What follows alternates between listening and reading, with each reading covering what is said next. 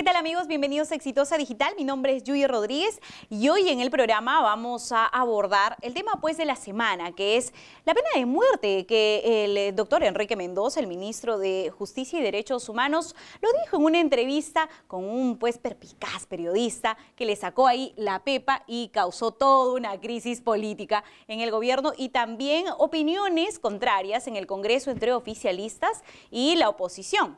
Bueno, hoy nos acompaña el doctor Miguel Ángel Ferreira, él es abogado constitucionalista y también analista político, para abordar este tema desde los enfoques más allá de constitucionales, legales y además todo esto sobre el Pacto de San José también, que algunos dicen que bueno, es imposible salir de él y también nos importa mucho nuestra imagen y nuestra reputación en el mundo, ¿no? Sin embargo, ya ha habido varias veces en que este tema se ha tratado de llevar a cabo o concretar a lo largo de los años. ¿Cómo estás? Bienvenido. No, Judy, muchísimas gracias por tu invitación y a tus radioescuchas de Radio Exitosa. Y también de las redes sociales porque estamos en Facebook, en Twitter y en YouTube también. Bueno, primero, doctor, nosotros queremos saber, los chicos, como yo, por ejemplo, que no hemos vivido a lo mejor los gobiernos de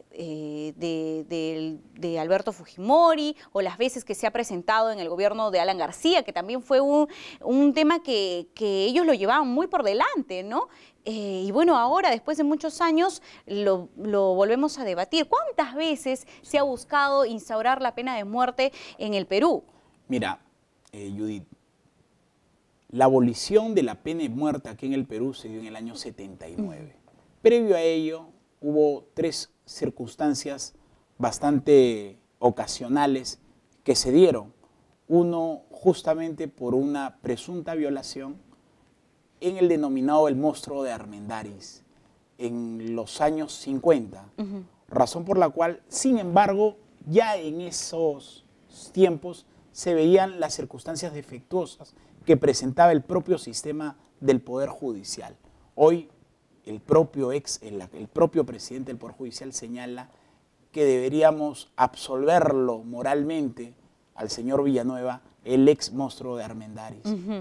Luego se han dado dos penas de muerte en el año 79 y luego en el año 77, referente a delitos por temas contra la patria, ¿no?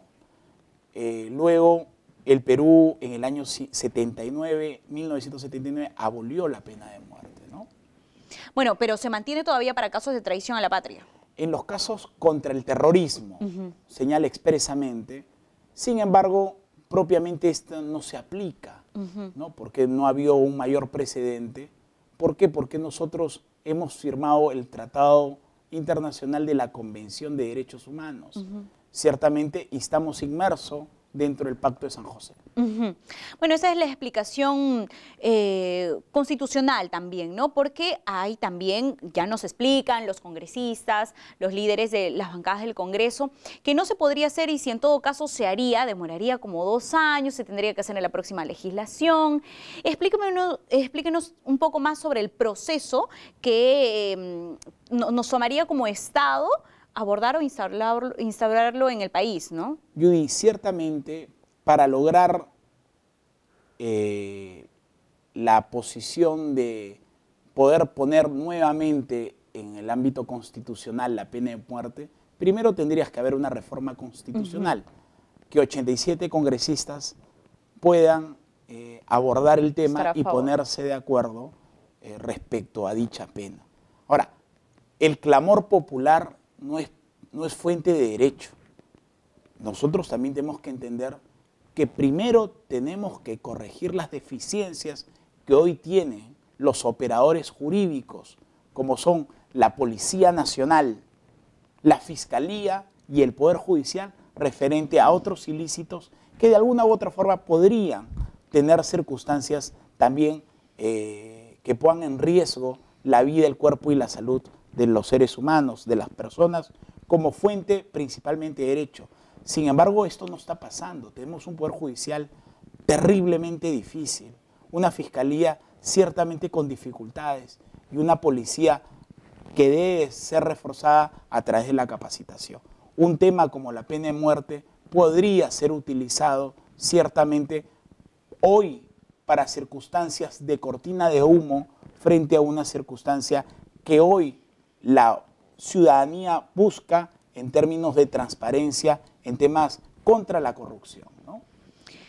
Bien, el tema también surge a raíz de una congresista de Peruanos por el Cambio, ¿no? Ella es la primera que da los vistos sobre el tema, luego un periodista hace la pregunta que es pertinente al ministro de Justicia, que es además ex titular del Poder Judicial, ¿no? Entonces, su opinión me parece válida en todo caso, sin embargo, en este momento, cuando es tan difícil instaurarla, sí representa pues un error político en todo caso. ¿Usted lo considera así? No me quepa la menor duda.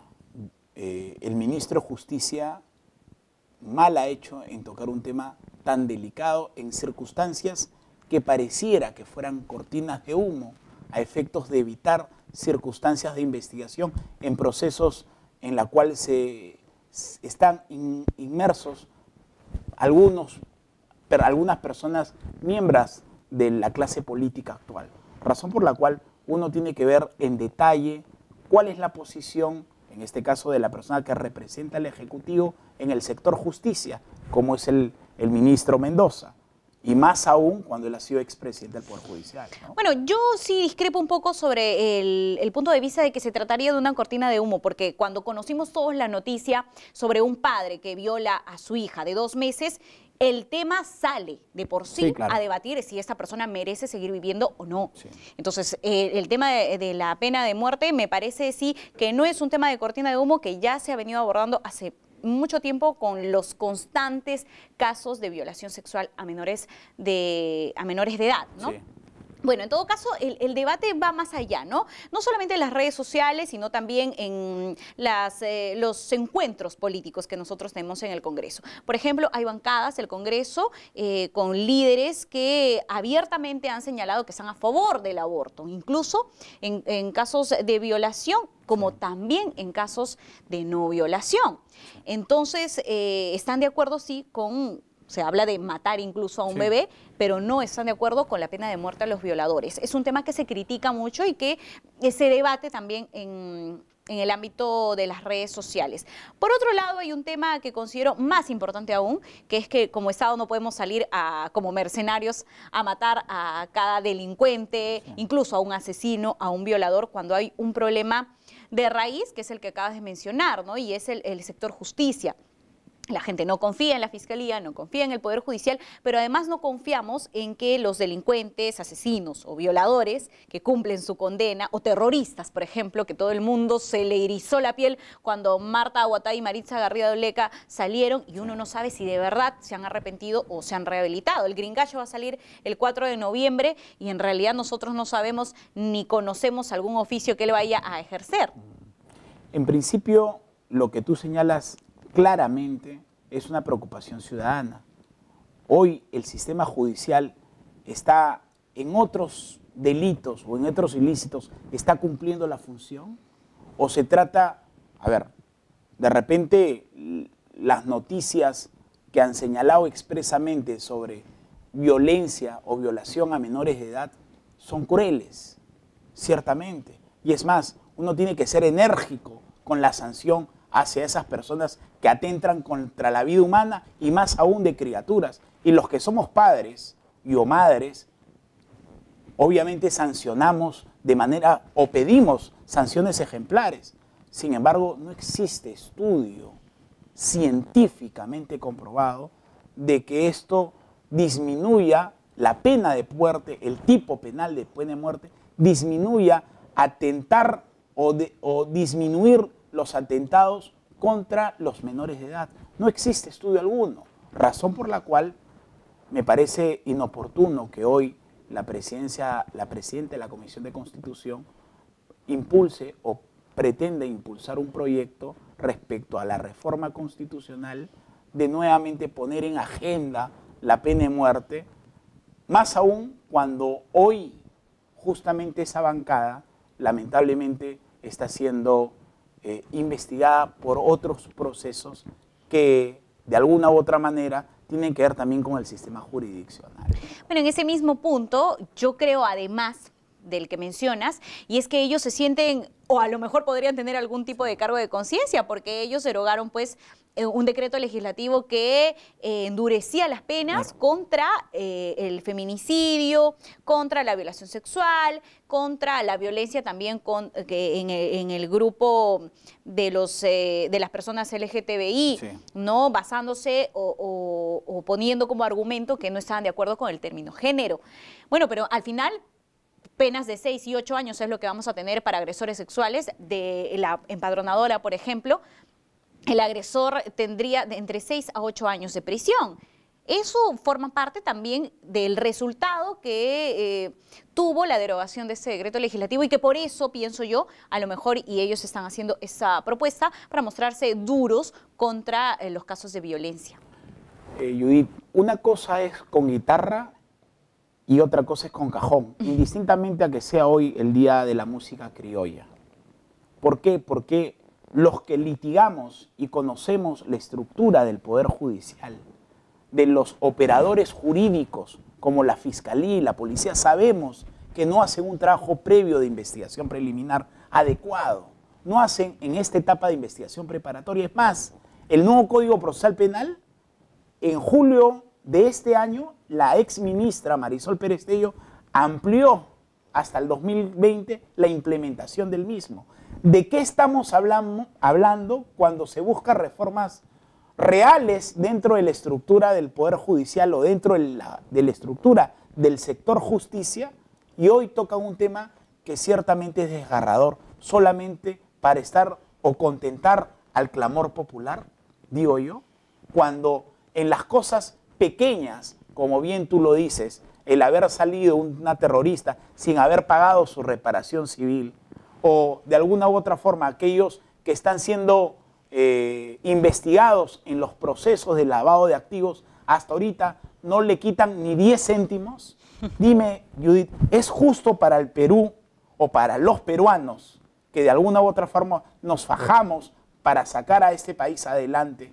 ¿Es justo, digo yo, que el Perú no haya buscado la reparación civil, la caución a efectos de los delitos de corrupción? Y hoy toquemos un tema que para los ojos de la población indignada contra los que somos padres o madres, contra nuestros hijos, utilicemos un tema a efectos de poder disminuir el factor de atención hacia estos operadores jurídicos. No me parece justo.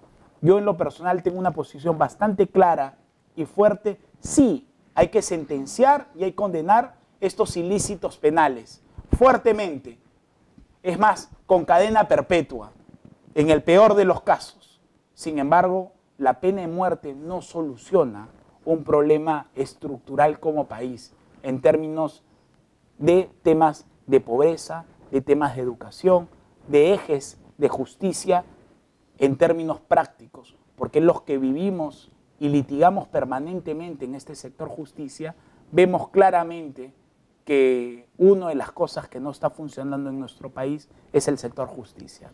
Entonces, ¿crees definitivamente que se utiliza el dolor de la gente, de los padres, de niñas violadas, de la familia a lo mejor y de esta bebé de 2 meses que fue violada por su padre solamente como un elemento de distracción? Claro que no hay que comparar ni 20 millones que podría haber recibido Toledo con el dolor de la niña, de la mujer violada. No podemos comparar dinero con lo que siente esa persona. Sin embargo, ¿consideras que se utiliza el dolor de nosotros como sociedad para distraer? Hay una preocupación real de las bancadas del Congreso frente a estos hechos. No me quepa la menor duda. Y existe una indignación por parte de la población frente a estos hechos que ciertamente se dan en contra de nuestros niños. Sin embargo, hoy el Perú hacia el Bicentenario tiene que ir en una posición no solamente de un crecimiento económico, sino ese crecimiento económico se convierte en desarrollo. Y ese desarrollo involucra a desarrollar y fortalecer nuestras instituciones. Y entre esas instituciones, la que hoy debe estar mejor fortalecida es nuestro sistema de justicia. No es posible que niñas expuestas a fascinerosos que violan, estos señores no sean debidamente castigados. Pero ¿se pudo prever estos hechos? ¿Las comisarías no tuvieron denuncias previas para poder tener políticas de prevención como Estado?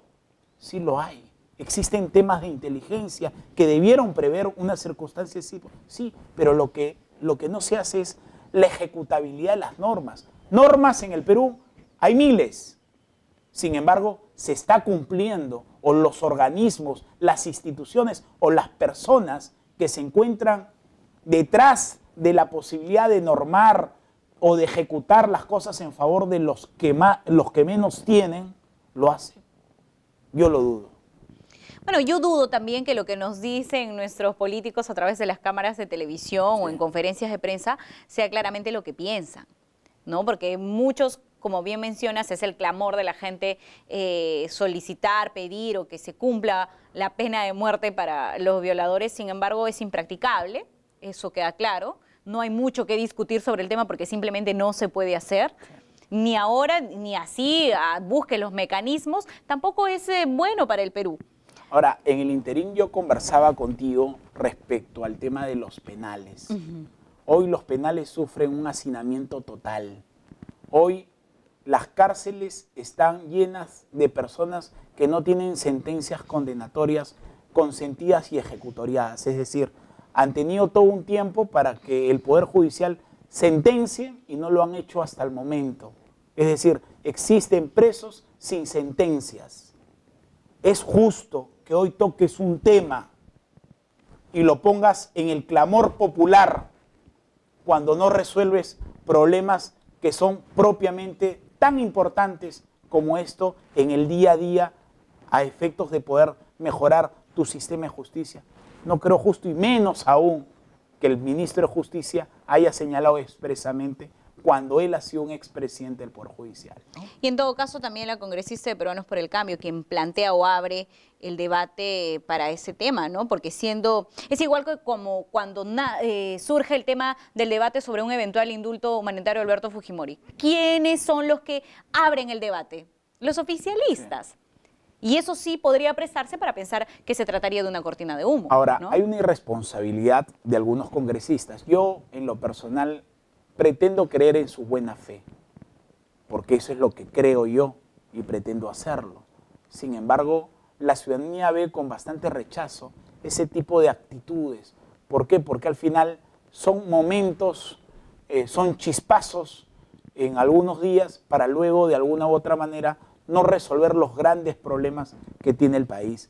Y entre ellos, una lucha frontal contra aquellos violadores, contra nuestros hijos. Y ese tiene que ser un tema, de que es un tema importante, lo es. No me quepa la menor duda que lo es. Pero entre esos temas importantes, eso va a desincentivar que se disminuya el tema de los maltratos infantiles, de las violaciones contra los menores. No lo creo. Yo creo que pasa por mejorar nuestras políticas públicas en varios sectores, y entre ellos el sector justicia y educación. Judith, adicionalmente, es sumamente importante señalar de manera expresa que hoy necesitamos que nuestros congresistas legislen, pero más que todo, que nuestras autoridades ejecuten lo que ya está legislado. Es decir, nosotros tenemos una norma para cada cosa, y lo que nosotros no nos falta es la norma. La norma está expresa, lo señala el Código Penal, lo señala nuestra Constitución, lo señalan los decretos legislativos, pero no se aplica, no estamos en el funcionamiento.